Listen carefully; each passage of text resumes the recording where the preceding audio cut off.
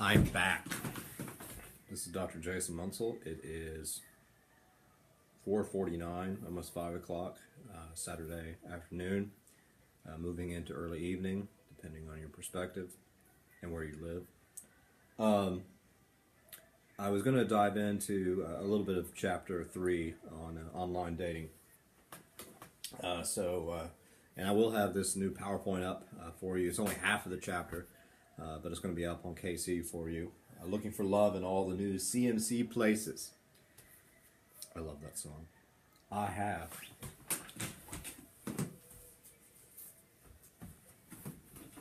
the Urban Cowboy soundtrack on vinyl.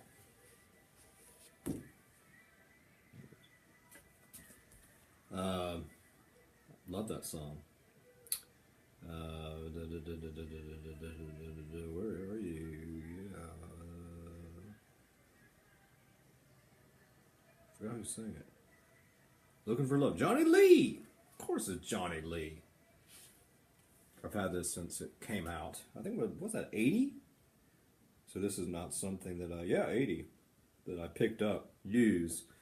I've had this since 1980. Yeah. You know what, I've had even longer than that. Look at this thing. Old stickers. This is from 1977. Sometimes I just put on my Star Wars vinyl and I pretend I can use the Force. Before I die, at some point I'm gonna figure out how to use the Force. Okay, Looking for Love. This chapter, oh, by the way, it's about self-presentation on online dating sites. So it's less about online dating and more about how you present yourself if you are getting on some sort of online dating profile.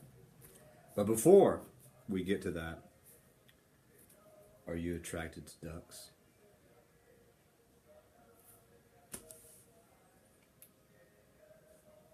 Steve Duck. That's who I'm talking about. Big time interpersonal scholar. Very well known. And he has a better dynasty than the Duck Dynasty folks. He has this larger idea called filtering theory, which is basically the way in which we decide who to have relationships with, not just romantic relationships, but any sort of bond with another human being. And we go through this process, he argues, and we filter people out. And so the people left after this process, this filtering process, these are the people that we tend to be closer to, attracted to, or oftentimes marry and then divorce and then marry again, etc. But basically, and I have stuff here, and I borrowed this actually from a website that I found. I haven't taught interpersonal in a long time. I took interpersonal, obviously, as a grad student and everything like that, and I have taught interpersonal communication at LSU. I don't think I've taught it at Columbia College. I taught it at Wesleyan College. Okay, so basically, this model was used to describe in some sort of scientific way how people forge relationships within a face-to-face setting. All this stuff came way before stuff. Okay, so basically we use different cues in the process of getting to know someone. We have these cues are sort of like filters. So some people make the cut, other people don't. The evidences that are accessible are used to evaluate people as we are filtering them. So we pay attention traditionally to physical appearance, verbal, nonverbal communication, personality, as we read that through one's communication. I have a problem with the very notion of personality because it seems to be, I think, static. And it's all performed. But so we look at all these types of stuff. And so it's interesting how, because we don't have the same cues online, how we mess with all that stuff. These are the cues that Steve Duck says we use as we go through this process of filtering folks out, and therefore the opposite. We have sociological incidental cues, and I also got this from that same website. It is the limitation of meeting people due to where we live or work, which is another thing where online stuff makes this a little bit different. But generally speaking, we are going to become friends with and or romantic with people who are around us. Traditionally, I mean, there are such things as long distance relationships, very obviously, but traditionally they have started face to face. So people you live with, so people live in the same town, same area, or where you work. I mean, yeah. So where you are, you have to meet people before you marry them, I think, unless that show. So the example is Stacy and Tom. They go to the same gym. They see each other every day. William also goes to the same gym, but in different timings. William is a practical and sensible guy, and Stacy might have liked him, but they never got a chance to meet.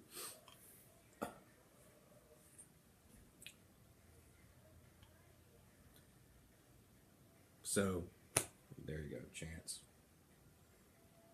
Pre-interaction cues. When we get information about a person, even before an interaction or any communication process, we can decide whether to include or omit people whom we want to have friendship with or any other relationship. Mark and Susan are in the same school, but different classes. They see every day. I hope they see every day. They see each other every day, but never got a chance to talk.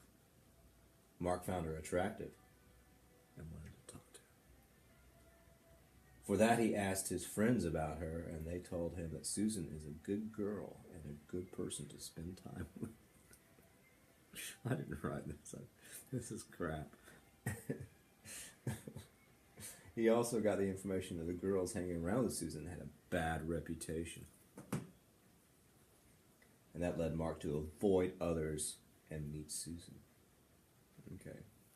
So we hear about people, do you tell me about Susan? Oh, let me tell you about Susan. So pre-interaction. So we hear about people, we know something about them before we actually interact. Sometimes, it doesn't always happen this way. Then we have interactive cues.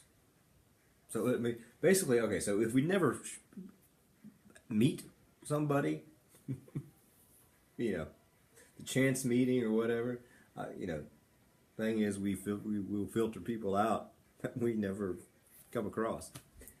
And then pre-interaction cues, there are certain things, maybe, you decide, Susan, yeah, she hangs out, she's she likes Taylor Swift. I'm not going to mess with Susan. But then we finally get to the interactive cues. When we interact with people, we can evaluate and reach a conclusion on whether to include or exclude a person from a relationship. Connor and Anne were dating for more than 3 months and only could judge each other positively. They were young and in love. So they decided to continue dating seriously so they could evaluate themselves and reach a conclusion. Can you imagine that conversation? Connor and Anne, they're hanging out. They went out to dinner. They went to some fancy place like Burger King. They were eating Whoppers. And they started talking about their relationship. And they said, we've been dating for 3 months. What should we do? And then, Anne says, I think we should continue to date seriously so that we can evaluate our relationship and then reach a conclusion. Yeah.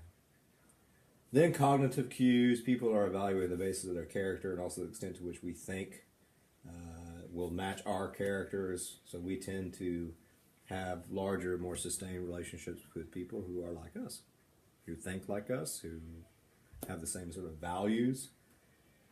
And you learn more about these. Example, May always liked to go to museums and art galleries to hang out. Loiter. But she never told her boyfriend, Stan, the man, about that. So he took her to the movies and theme parks. Awesome. Why didn't she take him? Once she told him how she adored going to museums and galleries, and to her surprise, Stan too was fond of art and history. They shared many common characteristics and likes, and this took their relationship a step farther. Now, what would really join them together, in perhaps matrimony, is if they put all this stuff together and went to the movie a night at the museum. Yeah, there you go. So, my point, and this ain't in your book, and probably for a reason, but my point is that we have had these very sort of face-to-face theories and ideas out there about issues of forging relationships, attraction, and all that type of stuff. And this sort of changes in a way when we move to the context of CMC, online dating. It's a little bit different. Okay, so the chapter setup, again, is about, not necessarily about online dating per se, but it's about self-presentation, how we present ourselves if we are using these platforms to try to engage in some sort of romantic relationship with somebody else. So it's looking at dating context and the profiles that oftentimes folks have to create. I really like their research questions. They have some interesting research questions about what they're after and what we should think about when we're dealing with this, a new twist on love's labor. So they have several different questions. How do online daters construct their self-presentation given the pressure to reveal a wealth of personal information and the importance of making a good first impression? Because you want people to like you and date you, and buy you candy. How do they strategically select which information to disclose and which to circumvent? Why do they have to use the word circumvent? How do they strategically select which information to disclose and which to not? Most importantly, how honest are their self-presentations? So that's what they're looking at. And then they have this preview of what they're going to talk about in this chapter. They're going to have a big old theory section, and they're going to apply that theory stuff to online stuff. And I'm just talking about the theory stuff right now. That's what I love to do. Delightful iced tea. So, the theoretical framework. First, big stuff. Self-presentation online, and we've talked about this, I mean, it ties back to all the privacy stuff. Self-presentation online is different from face-to-face. The whole presentational process generally serves the same purpose, right? So I'm going to say certain things about me to present myself in a particular way. They say there are two parts to the self-presentation process. There are these motivational processes and then the construction processes where we actually construct ourselves out there. And if you have the book, page 42 is when they start talking about all this stuff. And it's pretty interesting. Basically, here's what it says, There's these two component model, and this is from Leary and Kowalski. The first is motivational processes, or the degree to which self-presenters are motivated to control how others see them, and two, construction processes, or the actual implementation of a desired impression. Okay, so these are the two parts to self-presentation that they're going to talk about in this theory section of chapter 3. Motivational processes. First, do we care what folks think?